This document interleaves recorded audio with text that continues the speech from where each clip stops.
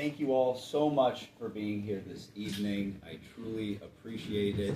Many thanks to Victoria, Phil, Bonnie, and David for hosting this event. Let's give everybody, please give a round of applause. Also, many thanks to Jane and Rin who are serving us this evening, and the staff here at Finz.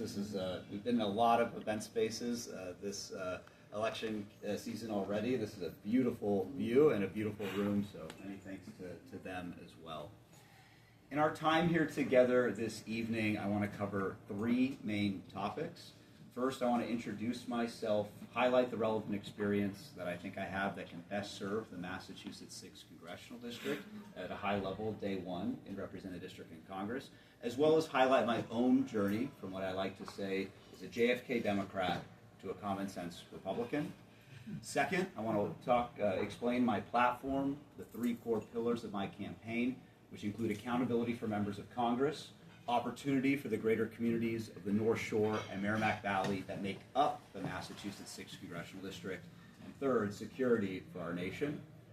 And then the third pillar is to highlight the path to victory this cycle, because as Victoria mentioned, I did just leave my law practice to run, and I would not have done so if I truly didn't see a path and a way to win.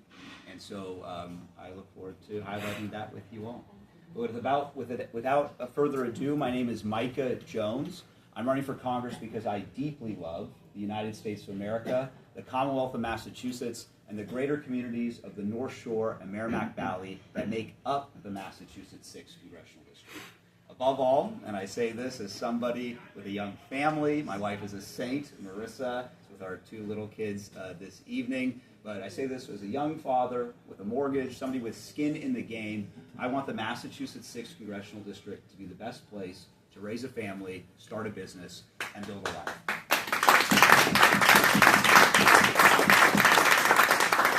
And so although Marissa, my wife, and I have lived in Massachusetts for over a decade, I am originally from California. My father was an active duty Army officer stationed at Fort Ord, which was in the Bay Area, California at the time, with the 7th Infantry Division. And my mother at the time was a college librarian. My parents met in the Bay Area. My dad, after he left his active duty Army service, served 25 years on the Los Angeles Police Department. What I like to say was a cinematic career, doing everything from undercover narcotics, robbery homicide detective, as well as being in charge of the department's firearms cadre. And so I grew up in a veterans and first responders household, and that foundation is something that I've carried with me my entire life. I also want to mention that my parents are complete opposites and have canceled each other out in regards to voting since I was a little kid. My mom was and is a registered Democrat. My dad was and is a registered Republican. They also come from completely different personal backgrounds, in that my mom's family is from the greater LA liberal Jewish community, and my dad grew up on a farm in rural conservative Wisconsin. And I think these differences were highlighted by the fact that at 12, I first went deer hunting with my dad in Wisconsin, and at 13, I had my bar mitzvah. And even though they canceled each other out, they agreed on how they wanted to raise my younger brother and me, and they really encouraged my younger brother and me to form our own opinions, really take the electoral process seriously, most of all to vote, and to make sure that we create our own political identity. And so in growing up, as I did kind of create my own political consciousness, I viewed myself as a JFK Democrat, a Kennedy Democrat. And what do I mean by that? I always admired the presidency and policies of President John F. Kennedy, particularly when it came to his views on public service, civil rights, free market economics, and in particular his views on foreign policy, which viewed America as a force for good in the world. I think that was really shown by the fact that President Kennedy created both the Green Berets and the Peace Corps in the same term. And I think that understanding of American hard power and soft power to advance American and Western interests is something that I really valued and appreciated. Enrolling for undergrad at the University of California, San Diego, I initially planned to go straight through to law school, but during my junior year, I spent my junior year abroad in Granada, Spain. All of my classes were in Spanish, and I was the only American in most of my classes. And during that year abroad, I had the opportunity to travel not only throughout Western and Eastern Europe, but also North Africa and the Middle East. And returning back home from that year abroad, I felt so incredibly grateful to have been born American, to have a U.S. passport, and I knew that law school would be there, but the opportunity to serve in the United States military, and in particular a combat arms capacity, would not be. And so after undergrad, I delayed law school, and I commissioned in the United States Army via Officer Candidate School. And I commissioned at Fort Benning, and then I stayed at Fort Benning for the next year as I entered the infantry officer pipeline, completing the infantry officer basic course, airborne school, and ranger school. And after completing Ranger Class 912, I took my platoon in the 82nd Airborne Division at Fort Bragg in North Carolina. And initially, in the 82nd, I was in charge of a platoon of 30 paratroopers, and I led my platoon through multiple live fire exercises, multiple airborne operations, and was prepared to deploy anywhere in the world in 18 hours or less. And the unit that was just called up in support of Operation Epic Fury was the unit that I was a part of for over 2 years. From 2014 to 2015, I deployed to Kabul, Afghanistan, almost a year to the day. Initially, I was embedded with a team of about 30 Afghans, advising them on putting together the 2015 battle plans against the Taliban. I was then interviewed and selected, and I became the aide to the Brigadier General and his physical security officer in charge of NATO's rule of law mission. And in that capacity, I truly got to be in the room at the table where decisions were being made, as I attended weekly meetings with the U.S. Ambassador to Afghanistan, the 4-star commander of the Afghan mission, as well as key Afghan officials at that time, including the Vice President of Afghanistan. And I highlight those two separate experiences, both at the tactical level and the strategic level, because I think that that really is the foundational leadership that I know I can bring to Congress.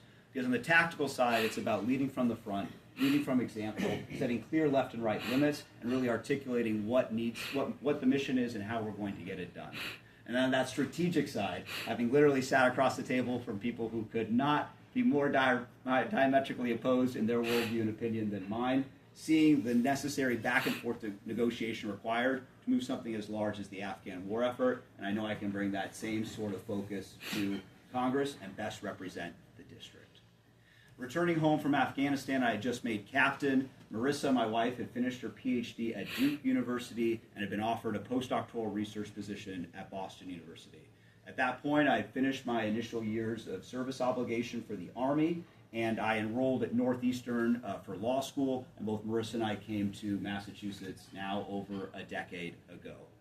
And it was really in law school where I realized that that original Kennedy Foundation and where I understood Kennedy's vision to be, in my opinion, was no longer in the current iteration of the Democratic Party, as well as the current iteration of the left. And really specifically, a decade ago and kind of when I was in law school, was the start of the defund the police movement. And really that was something that I realized was not part of that original vision. And so I left the Democratic Party, I became an independent, and here in Massachusetts in particular, as Elizabeth highlighted, we've had a number of very successful moderate Republican governors. I really admired those governors, and I'm very thankful in this moment to receive the endorsement of Governor Baker most recently. But whether it was Governors Baker, Romney, Weld, or here on the North Shore in particular, State Senator Bruce Tarr, I saw that Kennedy vision continuing into the current iteration of the Massachusetts Republican Party. And so after law school, I registered as a Republican, and I've been involved in Massachusetts Republican politics ever since. Graduating from law school, I began my practice at Morgan Lewis, which is an international law firm in their Boston office.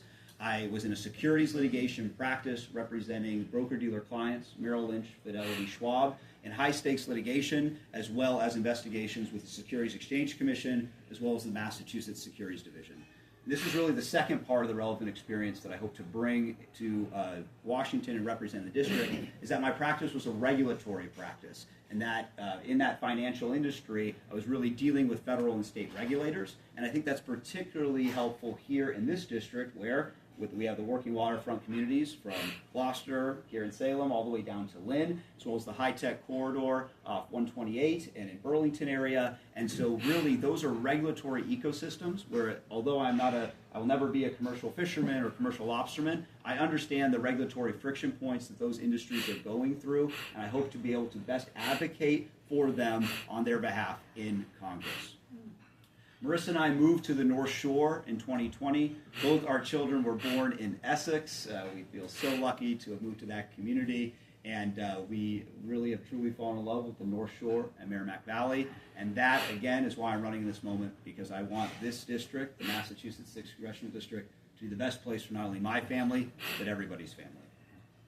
Turning to the second part of the topics is my platform, and that begins with accountability for members of Congress. Especially coming from a securities litigation practice in which both my wife and I, were prevented from trading individual stocks from the moment I started practicing, I find it absolutely egregious that members of Congress are still allowed to trade individual stocks based on proprietary insider information that we, as regular Americans, are not privy to. And I'm glad to see there's been some movement in Congress, and we currently have the Stock Act, but it's stuck in the Senate. I personally don't think it goes far enough. I don't think it's comprehensive enough, and that to me is something that needs to be passed, and I really want to see it be applied to both members and their spouses. Second, I'm a strong supporter of term limits. I really have a George Washington approach to government. I believe that people should step up, serve, give it their all, and then leave. I want nothing more to do this job while I have the energy and the ability to contribute at a high level, and then I really want to see my kids grow up, and then hopefully one day see my grandchildren grow up. Third, and this is where I feel very strongly that Massachusetts suffers when we have a one-party congressional delegation that, in my opinion, is less inclined to work across the aisle, because I feel that here in this moment, Massachusetts has really suffered being at loggerheads with the administration, and I feel that it's really up to members of Congress to try to find bipartisan goals, to work across the aisle, to turn the temperature down and focus on what is doing best for the district and to maximize federal dollars back here in the Massachusetts 6th Congressional District. Second, my opportunity pillar, as Elizabeth mentioned, and I know we're all feeling it, this affordability and cost of living are really very much at the front of everybody's mind. And I think there are a lot of levers at the federal level that can really lower costs here in the district and in Massachusetts as a whole. And I think that starts with smart energy policy. I want to continue to see continued energy innovation, but I'm also a strong supporter of expanding the natural gas pipeline infrastructure that we have here in Massachusetts, as well as embracing smart new nuclear technology. In addition, from a business perspective and coming from a business practice and having interacted with a number of business clients, I'm a strong supporter of lowering the corporate tax rate, increasing qualified business income deduction, as well here in Massachusetts in particular, increasing the state and local tax deduction, which I think would really help high-cost areas like the North Shore and Merrimack Valley. Third, and I feel very strongly about this, especially having served and had the opportunity to be in the United States military, is I really want to see expanded public service opportunities for young Americans. And despite the fact that I loved my military service, I'm the first to say that military service is not for everybody, but I really want to find other avenues for young Americans how in a way that they can positively serve not only their community, but their country. I am so worried about the moment we are in for young Americans. I'm a millennial. Jack, who's been a fantastic fellow this summer with my campaign, is a Gen Zer, and I am very worried that so many young Americans are so disaffected, disenfranchised in this moment, and I think it's because they haven't had the opportunity to serve. And so I would really like to see expanded public service opportunities that incentivize service with types of programs like the VA home loan or the GI Bill, which I used to go to law school, for other types of public service, whether it be Teach for America, AmeriCorps, City Year, Peace Corps, and I'd love to see an expansion and a revitalization of something like the Civilian Conservation Corps. Because I think if young Americans can serve, gain a tangible skill set, and then give back to their communities and then enter the workforce, Massachusetts and the country will be a better place. The final pillar that I have is security for our country.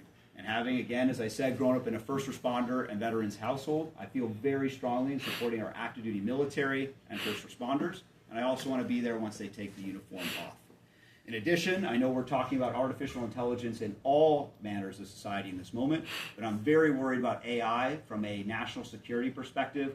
I look at the autonomous targeting that's happening in Iran and Ukraine, and I really believe the United States is in an arms race. We are in a Manhattan Project 2.0 when it comes to AI, and I think it's imperative that the United States maintain that qualitative military edge when it comes to that technology. Third, I really believe that America is a force for good in the world. I believe in that original Kennedy vision that I highlighted. I believe in a peace through strength foreign policy. I believe in shoring up key alliances and making sure that America remains the vanguard of the West. Turning to the final pillar is how I can win. And I really appreciate all of you being here tonight. And I really want to say thank you. I don't want to put you guys on the spot, but I mean, really, I know we have folks in this room that are not Republicans. I know we have a lot of independents in this room. I know we have a lot of Democrats in this room. And I just want to say thank you very much again for taking time out of your schedules to be here, to come listen, and to come with an open mind. This is an open seat again. And so whether it's me or one of my Democratic opponents, and I'll find out who I'm running against a month from now, literally, you all deserve, as constituents and voters in this district, to know who is running for office and to be able to hear us speak. And so, I'll highlight momentarily, really encourage you all to do your research on all the candidates and make an informed decision. And I think by the fact that you all being here tonight really shows that you are all people who have open minds and who really care about this moment and this election. So thank you. I mean it. But really the path to victory that I see this cycle is the fact that, again, this is an open seat. This seat that's been vacated by Congressman Seth Moulton. As I've mentioned to some of the folks prior to me speaking this evening, this is a very rare occurrence. It's a once-in-a-lifetime opportunity, as the last time this seat was open was 47 years ago.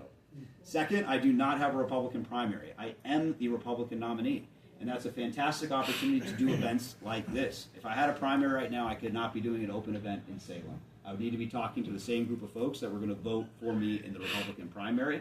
So this is really a fantastic opportunity to connect with the 63% of the district that are independents, as well as Democratic voters as well. Third, I am the only military veteran in the race, and I think that this is a district that appreciates military service. I personally very much respect and appreciate Congressman Seth Moulton's service, and I'd be honored to continue that tradition of military service, even if I am from a different party. Fourth, I really encourage you again to check out the platforms of the 6 Democratic candidates who are running. I wish them the absolute best in their robust primary, and I've had the opportunity to meet with most of them for coffee or one-on-one discussions. I think they're all very kind people. I do disagree with them on policy, but I think that they're running for what they think is best. But I would encourage you to check out their platforms, because in my opinion, I do believe that their policies are outside the Overton window of this district. I think they're too far left for the district, and I think when it's my platform versus one of theirs, I hope to be able to really win over that middle moderate voter who could go either way. The fifth factor, again, to highlight, I feel so lucky to be running with candidates like Elizabeth this year. Politics is a team sport, and I feel very lucky that there are a lot of issues at the state level that I think are going to help my race here at the federal level. Elizabeth talked about the audit. This is also a gubernatorial election year. So whether we're going to likely have a very competitive governor's candidate in Mike Minogue, we have John Deaton running in Senate, those top of the ballot races are going to help down ballot races like mine. So for all of those factors, I truly see a path to victory. It's why I left my law practice at Morgan Lewis, and why with your help, I'm confident I can win this year.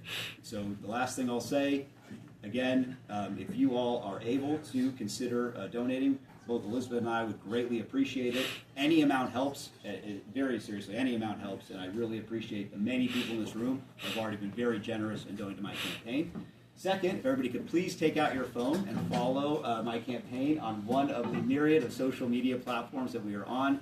Jack has, again, elevated my social media game this summer. We are on all major social media platforms. All the follows really help. And the third is, please share with your network. If you liked what you heard tonight, or even if you disagree with what you heard with me saying, but you're like, oh, he's interested, whatever, please share with your network, because that word of mouth really helps. And if you are interested in hosting an event like this, again, many thanks, Victoria, Bonnie, for putting this on. If you're interested in hosting a meet and greet, I'm happy to talk to folks wherever is most convenient. So whether it's a morning coffee, a lunch, a small group, large group, please either talk to my field director, Ruth, or my campaign manager, Kevin, and they can help coordinate events like this. So again, thank you for your time. Thank you for being here. Happy to take any questions.